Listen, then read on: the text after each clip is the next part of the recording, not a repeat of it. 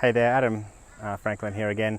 Today I just want to talk about two different parts of my marketing methodology, and it's what you need to do to stay top of mind. And what I found is that if people can be seeing you on their inbox and on LinkedIn, that goes a long way to maintaining that relationship, maintaining that contact, and hopefully sharing some insightful things along the way.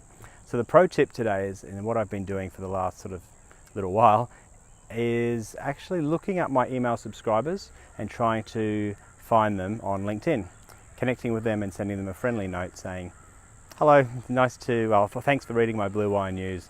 I hope you've found them valuable. That way it's a personal touch, it's manual, it starts a conversation. I've really enjoyed the process, and it means that more email subscribers have another point of contact, and that is through LinkedIn. Hope that helps. See you later.